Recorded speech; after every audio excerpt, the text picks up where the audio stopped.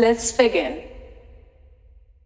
The next thing that I'd like to show you guys has to do with pitch correcting. And not only pitch correcting, but in fact changing the melody to your preference. Here we have the verse of Wildcard as it is on the record. I come around the turn and people stop and stare. I'll make a killing from this change. Snake eyes and sevens, you can feel it in the air. You see your fortune and your fame. Probably the most significant thing that I did was take the demo vocal and change the last note. You see your fortune and your fame.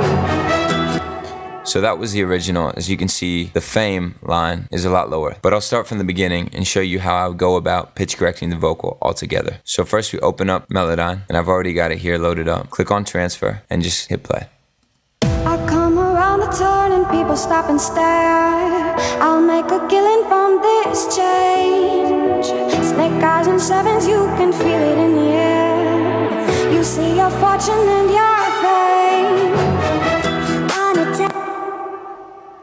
The first thing to know about Melodyne, it will sometimes think that two notes are one, and it will show you a big bend like this. Now before you can really get started, you need to correct that, because you don't want to be correcting a note when it's really two notes. So the first thing that you would do is click the note separation tool, and here I would double click,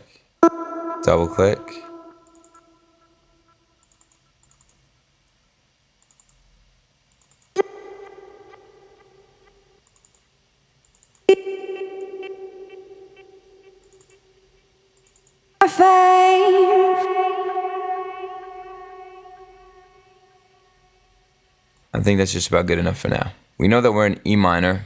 If you don't know the notes of the E minor scale, you can go to Scale Snap. Now what I'm doing here is I've selected the pitch tool, and when I select notes and double click on them, it'll center them. I come around the turn and people stop and So I'm just sort of centering everything. I come around the turn and people stop and stare. I'll make a killing. I come around the turn and people stop and stare. I'll make a killing from. I come around the turn and people stop and stare. I'll make a killing from this change. Snake eyes and.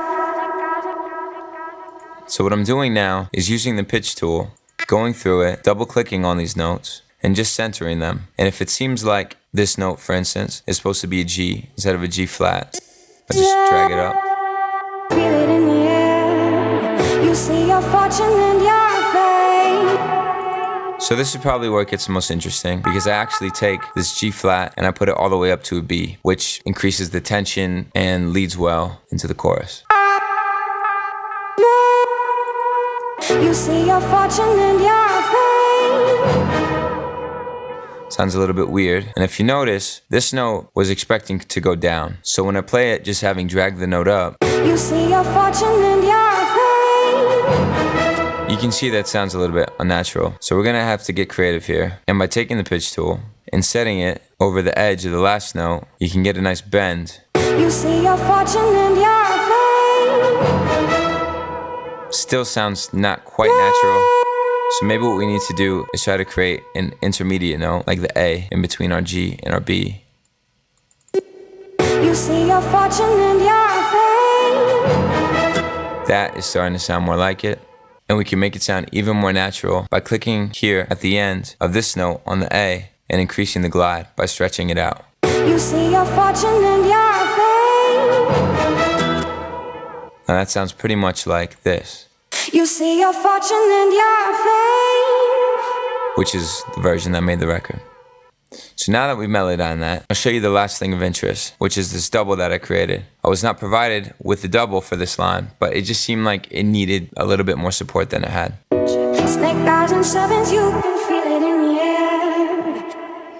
Now the way that I did that is, I took the original and I added Nectar. And Nectar is an incredibly useful tool for vocals. It supplies you with pitch correction ability, with gate, with other things that would usually comprise a vocal chain. But here they put it all in one plugin. Most interestingly, in my opinion, is the harmony. Now with the harmony tool, you can actually set an octave higher, a third higher, whatever you so choose. You have 4 voices to do it with. In this case, I'm adding 4 voices. two of which are the octave up, and that's represented as 3 and 4. And you can see them here as 3 and 4. Their location vertically indicates their volume, and their location horizontally indicates their placement in the stereo field. In this case, 3 is hard pan to the left, and 4 is hard pan to the right. Now that's the octave above. That's pretty subtle, it's pretty low in the mix. More prominently are voices 1 and 2. Their volume is significantly higher, and they're in unison. They're also more conservatively placed in the stereo field. Snake eyes and sevens, you can feel it in the air. They provide just a little bit of width and just a little bit of support. You can almost not even tell it's there. Snake eyes and sevens, you can feel it in the air. That's with it, and now without it. Snake eyes and sevens, you can feel it in the air. It's not even that the double is necessarily required for this lead because it is the intro, it is the first verse, but we've got 4 lines that are quite spaced out. And in order to create some distinction between them, it's nice to have one of them have this double on it, especially because it's symmetrical melodically to the first line. So it sounds like less of a copy and paste job. I come around the turn and people stop and stare. I'll make a killing from this change.